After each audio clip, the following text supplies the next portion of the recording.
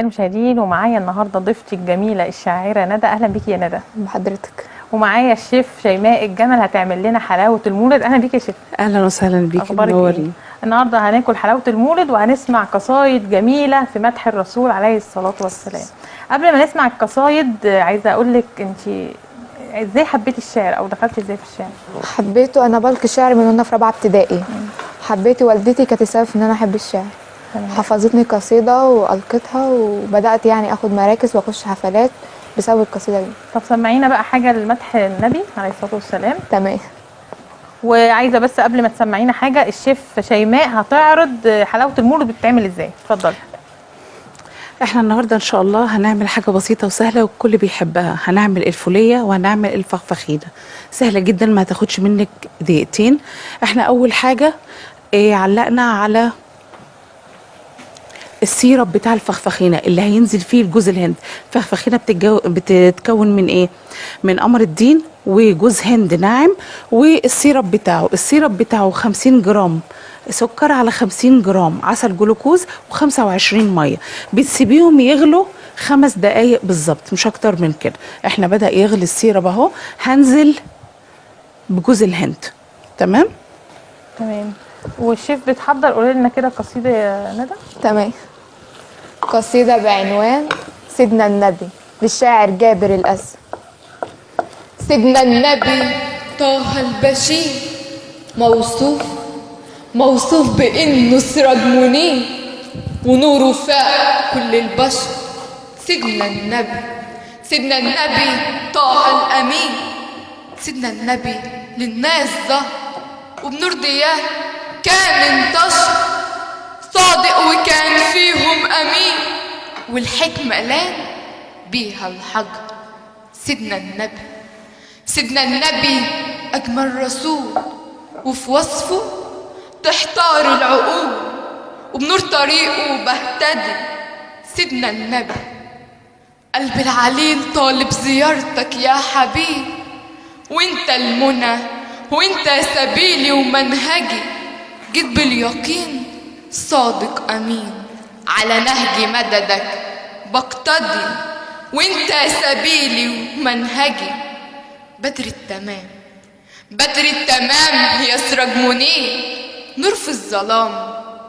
جيت بالسلام وانت الامان للكون بحاله يا نبي، وانت الامان للكون بحاله يا نبي. جميل، برافو عليكي بجد. كملي يا شيف. خلاص احنا كده دلوقتي حطينا الجوز على السيرب اتشرب. الجوز ده اللي هو ايه؟ الجوز اللي قصدك على اللي هو اللوز؟ جوز اللي هو عين الجمل. اللي هو جوز الهند. جوز الهند. في جوز عين جمل. لا هو ده جوز هند. عين الجمل بيتقال عليها عين جمل. ما في جوز اسمه عين جمل. خلاص ببتدي ابردها عشان اعرف اشتغل بيها. لحد ما تبرد انا بجيب فرخ قمر الدين وبقسمه نصين. يعني حطينا السيرب على الجوز الهند. السيرب اللي انا قلت لك عليه، وهنبدا بقى نكورهم كده وندخلهم في قمر الدين. بالظبط. جميل، زي الرول بقى. هيبقى رول. يبقى جميل. طب قولي لنا قصيده كده. قصيده بعنوان منطقي للشاعر هشام الجهل. منطقي لما يبقى يتيم وامي ويبقى سيد العالمين، منطقي الحساد هتكتر والعدا والكارهين، واللي هيقولك ده شاعر واللي هيقولك ده ساحر واللي هيقولك ده كافر، واللي يكتب واللي يرسم واللي يكذب واللي يشتم. منطقي هي غيرة زي غيرة الوليد بن المغيرة. مش كان هيسلم بس حاجة في نفسه حكت، كبر وخلى نفسه شكت. أصل ده الكبر ده أكبر خطر، بس يعني الجنة تعمر وحدها، حبة في الجنة ونعيمها وحبة في سكر. منطقي لما يبقوا المسلمين حالهم كده تطلع ضوافر للعدا. ما دمت مش زارع بإيدك غلتك والجوع قرص على معدتك، فزلتك ما دمت متشتت وتايه في الكلام. فين الودان اللي هتسمع كلمتك؟ هما مش قاصدين يهينوا المصطفى بحبة صور، هما مش قاصدين يهينوا المصطفى بحبة صور. هما عارفين ان سيدنا النبي سيد البشر.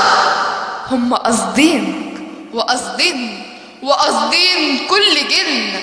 وطول ما بنتكسل وبنداري الحقايق لسه ياما راح يجن. لو كانوا حضروه كانوا عرفوا يرسموه. لو كانوا حضروه كانوا شافوا ان الصحابة بتلحق المية اللي نازلة من وضوء. كانوا هيسموه بعدله وبسماحته وبهدوء. احنا ما حضرناش نبينا في العيون، احنا اتلهينا في احنا كنا ونمنا في اللي راح يكون. احنا فهمناهم ان الدين بتاعنا لا في عمل ولا في ادب ولا في علوم ولا في فنون. بس احنا بجد اسفين لك وراجعين لك. شعبك نشيط عامل وصافي وتقي زيك يا سيدنا النبي يا ابو قلب طاهر نقي. اما اللي واكلاهم غيرتهم فده منطقي فعلا، كلامك مظبوط. منطقي ان انت تزرع غلتك بايدك وتنتج انت وتصدر، وبعد كده قول لي هقاطع المنتجات الفرنسيه. منطقي ان انت تشتغل. منطقي فعلا، برافو عليكي، شعر رائع. كملي بقى يا شيف. خلاص احنا حاطين اهو. ممكن اخليها جوز هند فقط جوه الرول، وممكن احط كمان معاه ايه، زبيب، احط معاه فستق، احط معاه اي مكسرات انا عايزاه. ببتدي الف واحده واحده. جوز هند وزبيب ولفي رول. اللي هو في عندك احنا عملنا رول اهو. ده جوز هند فقط زي السويس رول. خلاص زي السويس رول. بلف كويس اهو. وبيتحط في الثلاجه بقى، بيساب مثلا 10 دقايق. لو انت عايزه تسيبيه اكتر من كده ممكن تحطيه في الثلاجه. بعد كده بقفل الكيس عليه كده وبمسك من الطرف ده وبحاول اسحب دي. بقفل كويس السويس رول عشان لما اجي اقطعه ما يفكش. خلاص اهي. اي بقى حاجه جامده عندك ممكن تشدي بيها. لو انت مش قادره تشدي بنفسك بتشدي بسكينه بمسطره عشان يمسك في بعض. بعد كده تقطعيه شرايح. كده خلاص. السويس رول اهي جاهزه. هسيبها. معانا علي من اسيوط. الو عليا من اسيوط. الو مساء الخير. مساء النور. ايوه يا استاذه عليا معاكي. الو ايوه معاكي يا استاذه عليا، اتفضلي.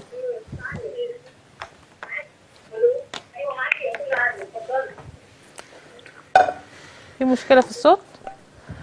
طب كلمينا تاني يا استاذه عليا. انت شعرك رائع الصراحه. خدتي بقى، انت قدمتي شعر في اماكن تانية او خدتي جوائز او حاجات كده؟ ايوه واخده مراكز في الشعر والالقاء. تمام. طيب عندك شعر تاني هتقوليه؟ أيوة. قصيده تانية؟ طب قولي اتفضلي. قصيده بعنوان حبيبي محمد خير الانام للشاعر محمد عبد المقصود، موجه اول لغه انجليزيه. رسالة محمد خير الأنام أضاءت طريقا أيقظت مياه. كانوا حيارى في عالم ظلام، قتل وسلب، كره وخصام، مجون وفسق، عشق وهيام، هجاء وذم، فرقة وانقسام. حبيبي محمد عليه السلام رسالة وبشارة لنبي الوئام. هناك في حراء نزل التمام، ملاك كريم رآه في الغمام. اقرأ ورتل آيات عظام، وصحف الكفر مصدق بدون انتقام.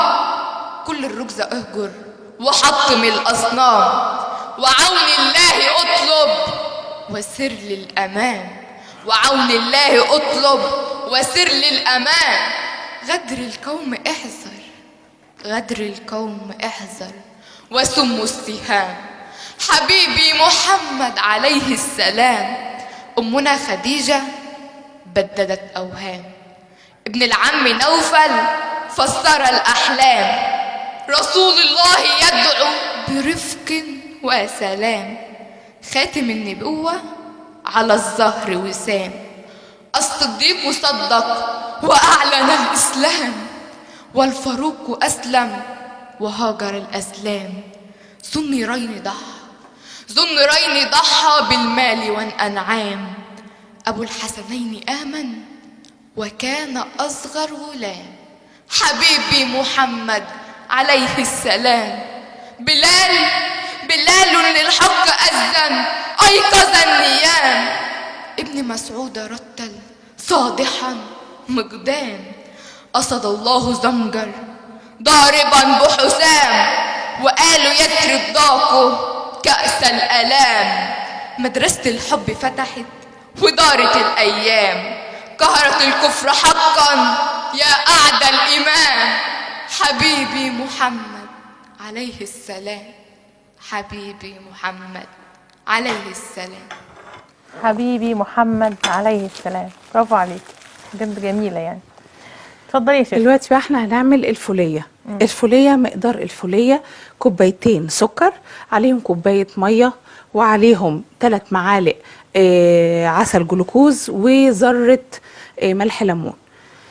ببتدي الملح الليمون عشان بدل الليمون، عشان يمسك، بدل عشان الليمون يعني لو عندك ليمون اوكي، لو بالظبط. لو ما فيش ليمون ممكن نحط، لو ما فيش ملح ليمون ممكن نحط عصير كل ليمون. السيرب بتاع الكنافه بتاع القطايف بتاع كله ده الشربات كله. الفرق هنا بقى ان انا بسيبه يتركز لما احس ان هو بيكرمل. انا مش عايزاه سيرب، مش عايزاه ملزق، لا انا عايزاه يعمل الكرمله اللي انت بتشوفيها دايما في الفول السوداني شويه، صح؟ بيبقى غامق وبتاكليه بيبقى مقرمش. يبقى جميل.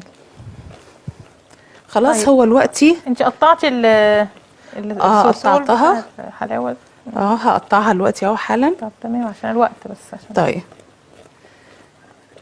هي معانا نجاح. الو، السلام عليكم. عليكم السلام.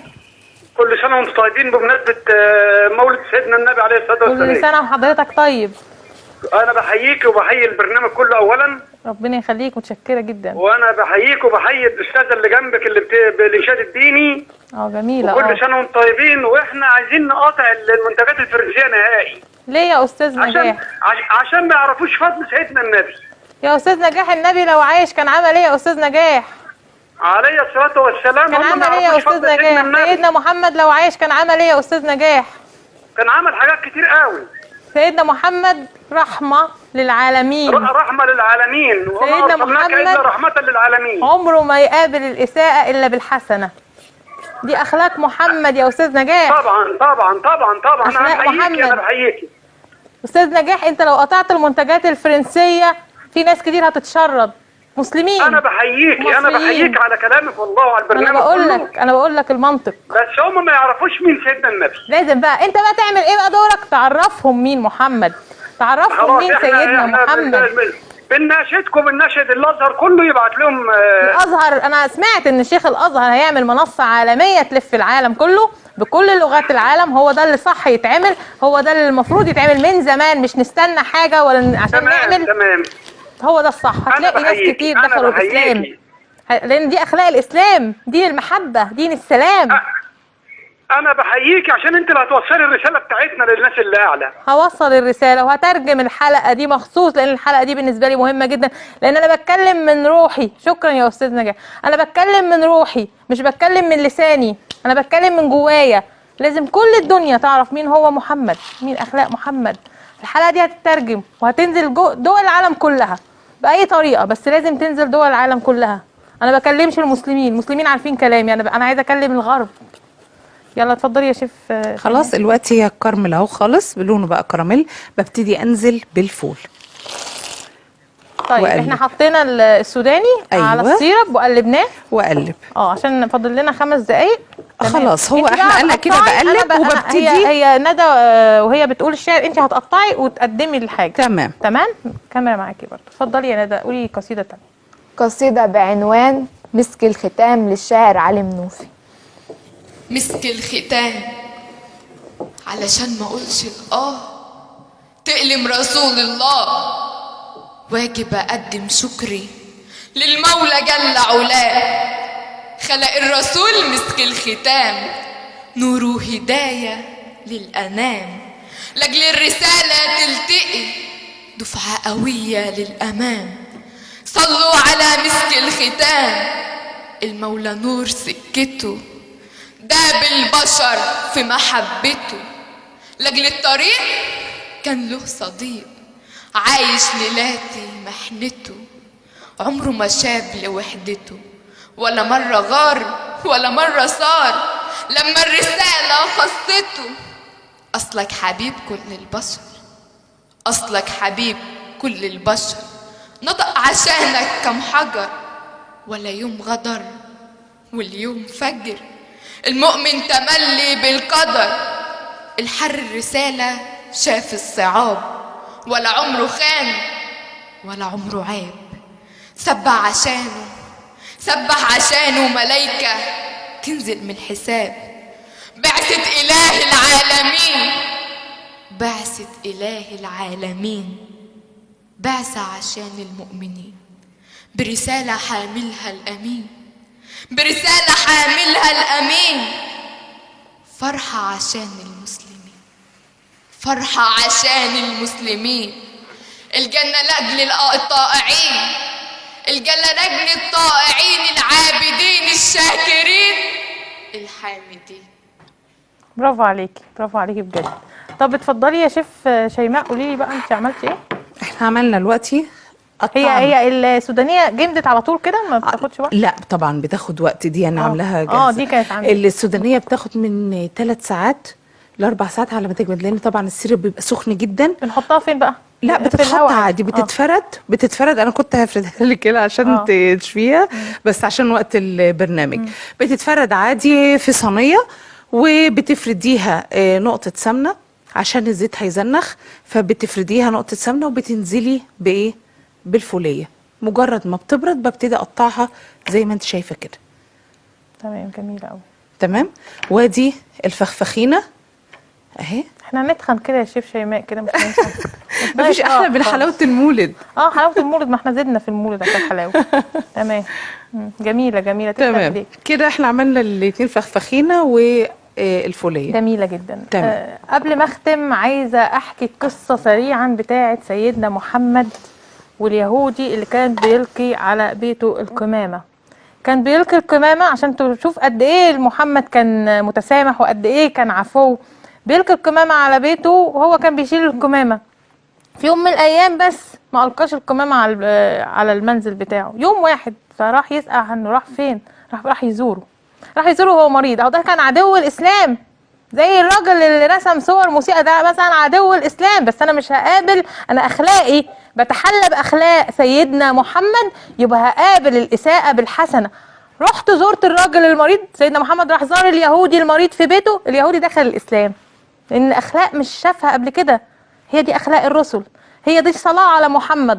اللهم صل وسلم وبارك على سيدنا محمد، اللهم صل وسلم وبارك على سيدنا محمد. اتصل بمحمد، اتصل باخلاق محمد، اتصل بربنا، وانت هتشوف الدنيا والعالمين كلهم عاملين ايه. طبعا انا بشكرك قوي يا ندى، بجد الشعر بتاعك رائع رائع. بشكرك يا شيف شيماء. انت بقى مهم، احنا بنتكلم النهارده عن مولد سيدنا محمد. النهارده البرنامج بيحتفل بالمولد النبوي الشريف، عملنا حلاوه المولد وقلنا قصايد عن سيدنا محمد، وعايزين نتحلى بقى باخلاق محمد. هو ده اهم حاجه، الهدف من برنامج هو التحلي باخلاق محمد، وهي دي الصلاه على محمد. مش هقول اللهم صل على سيدنا محمد 100 مره وانا اخلاقي زي الزفت، ده مش يبقى اخلاق سيدنا محمد، انا كده ما بصليش على محمد. مش هقول اللهم صل على سيدنا محمد واروح اكذب واعمل نميمه واعمل غيبه. انا بكلم كل البشر، بكلم كل الناس من اصغر انسان لاكبر انسان. الصلاه على محمد هو التحلي باخلاق محمد. مش هروح افصل الراس عن الجسم وقت الانسان بيتعبد في الكنيسه، ما اروحش اعمل اعمال سيئه. لا، مش دي الصلاه على محمد. الصلاه هو الاتصال بمحمد، الاتصال باخلاق محمد، تنفيذ اخلاقه على الارض، لان هو ربنا قال لنا وما أرسلناك إلا رحمة للعالمين وإنك لعلى خلق عظيم. يا رب كل العالم يتحلى بأخلاق محمد. ما بكلمش المسلمين فقط، أنا بكلم كل العالم، كل الدنيا تتحلى بأخلاق سيدنا محمد.